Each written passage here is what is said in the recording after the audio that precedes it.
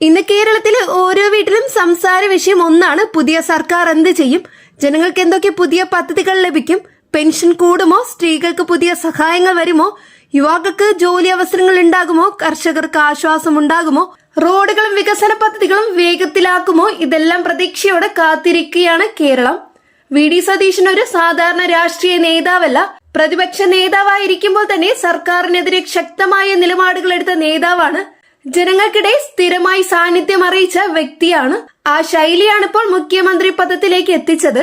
പുതിയ സർക്കാർ അധികാരത്തിലെത്തിയ ഉടൻ തന്നെ ജനങ്ങൾക്ക് നൽകിയ പ്രധാന സന്ദേശം വികസനവും ക്ഷേമവും ഒരുമിച്ചുള്ള ഭരണമായിരിക്കുമെന്നതാണ്.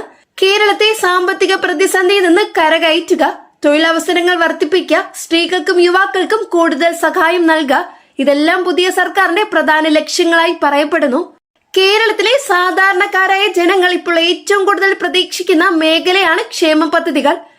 കാരണം കഴിഞ്ഞ കുറേ വർഷങ്ങളായി പെൻഷൻ കുടിശ്ശിക, വിലക്കയറ്റം, തൊഴിലില്ലായ്മ, സാമ്പത്തിക ബുദ്ധിമുട്ട് എന്നിവ കാരണം നിരവധി കുടുംബങ്ങൾ പ്രതിസന്ധിയിലായിരിക്കുന്നു. അതുകൊണ്ടാണ് പുതിയ സർക്കാർ പ്രഖ്യാപിക്കുമെന്ന് പറയുന്ന ക്ഷേമ പദ്ധതികൾക്ക് വലിയ ശ്രദ്ധ ലഭിക്കുന്നത്. കേരളത്തിലെ വീട്ടമ്മമാർക്കായി പുതിയ ധനസഹായ പദ്ധതികൾ പ്രഖ്യാപിക്കുമെന്ന പ്രതീക്ഷ വലിയതാണ്. സ്ത്രീ സ്വയം സഹായ സംഘങ്ങൾക്ക് കൂടുതൽ വായ്പാ സഹായം നൽകാൻ സർക്കാർ തയ്യാറെടുക്കുന്നെന്ന വിവരങ്ങളും പുറത്തുവരുന്നുണ്ട്. കുടുംബ ചെലവുകൾ കൈകാര്യം ചെയ്യുന്ന വീട്ടമ്മമാർക്ക് നേരിട്ട് സഹായം നൽകുക എന്നതാണ് ഇതിന്റെ ലക്ഷ്യം. ഈ പദ്ധതി വന്നാൽ ലക്ഷക്കണക്കിന് സ്ത്രീകൾക്ക് വലിയ ആശ്വാസമാകും. സ്ത്രീകൾക്കായി പ്രത്യേക ഹെൽപ്പ് ലൈൻ, നിയമസഹായം, അടിയന്തര സുരക്ഷാ സംവിധാനങ്ങൾ കൂടുതൽ ശക്തമാക്കുമെന്ന പ്രതീക്ഷയും ഉയരുന്നുണ്ട്.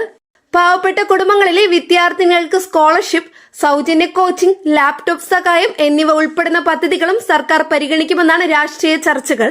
കേരളത്തിലെ ലക്ഷക്കണക്കിന് ആളുകൾ കാത്തിരിക്കുന്നത് സാമൂഹ്യ സുരക്ഷാ പെൻഷൻ വർധനവിനാണ്.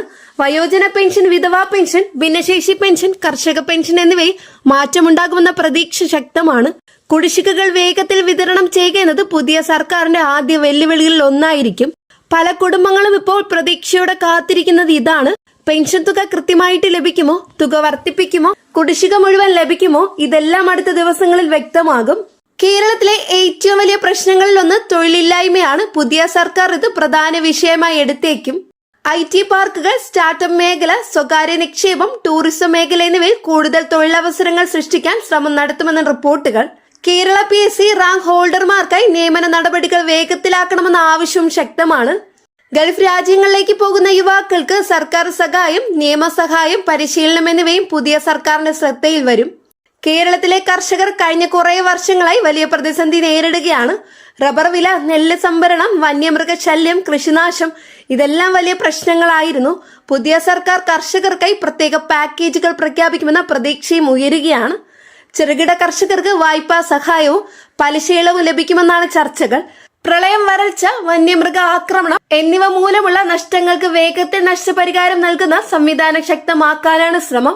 ഇതുകൂടാതെ കേരളത്തിലെ റോഡുകൾ, പാലങ്ങൾ, നഗരവികസനം എന്നിവയും പുതിയ സർക്കാരിന്റെ പ്രധാന ലക്ഷ്യങ്ങളിൽപ്പെടും.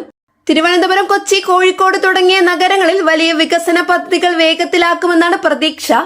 കേരള ടൂറിസത്തെ വീണ്ടും ശക്തിപ്പെടുത്താൻ സർക്കാർ പ്രത്യേക പദ്ധതി തയ്യാറാക്കുമെന്നാണ് സൂചനകൾ. ബീച്ച് ടൂറിസം, ഹിൽ സ്റ്റേഷൻ വികസനം, ആയുർവേദ ടൂറിസം, ക്രൂസ് ടൂറിസം, ഇതെല്ലാം കൂടുതൽ വികസിപ്പിക്കാൻ ശ്രമം ഉണ്ടാകുമെന്നാണ് വിലയിരുത്തൽ. ഇനി ആരോഗ്യ മേഖലയിലെ മാറ്റങ്ങൾ കാണാം. സർക്കാർ ആശുപത്രികളിൽ കൂടുതൽ സൗകര്യങ്ങൾ കൊണ്ടുവരുമെന്ന പ്രതീക്ഷയും ഉയരുന്നുണ്ട്. സാധാരണക്കാരന് മികച്ച ചികിത്സ കുറഞ്ഞ ചിലവിൽ ലഭ്യമാക്കുന്നതാണ് ലക്ഷ്യം. കേരളത്തിന്റെ വിവിധ ജില്ലകളിൽ ആരോഗ്യ മേഖല വികസിപ്പിക്കാൻ പുതിയ പദ്ധതികൾ വരാനിടയുണ്ട്. പുതിയ മെഡിക്കൽ കോളേജുകളാണ് അടുത്തത്. വിദ്യാഭ്യാസ രംഗത്തെ പുതിയ നീക്കങ്ങളാണ്. കേരളത്തിലെ സർക്കാർ സ്കൂളുകളും കോളേജുകളും കൂടുതൽ ആധുനികമാക്കുക എന്നതും പുതിയ സർക്കാരിന്റെ പ്രധാന ലക്ഷ്യങ്ങളിൽ ഒന്നായിരിക്കും. ഡിജിറ്റൽ ക്ലാസ് റൂമുകൾ, പുതിയ ലാബുകൾ, സ്കോളർഷിപ്പുകൾ, വിദ്യാർത്ഥി സഹായ പദ്ധതികൾ, ഇതെല്ലാം ശക്തിപ്പെടുത്തുമെന്നാണ് പ്രതീക്ഷ. കേരളത്തിലെ സാധാരണ ജനങ്ങൾ ഇപ്പോൾ പറയുന്നത് ഒരേ ഒരു കാര്യമാണ്: ജീവിത ചെലവ് കുറയണം, പെൻഷൻ സമയത്ത് ലഭിക്കണം, യുവാക്കൾക്ക് ജോലി വേണം, സ്ത്രീകൾക്ക് സാമ്പത്തിക സുരക്ഷ വേണം, വികസനം വേണം.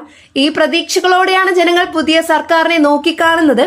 വി.ഡി. സതീശൻ മുഖ്യമന്ത്രിയെത്തുന്നത് കോൺഗ്രസ് രാഷ്ട്രീയത്തിലെ വലിയ മാറ്റമായാണ് വിലയിരുത്തപ്പെടുന്നത്.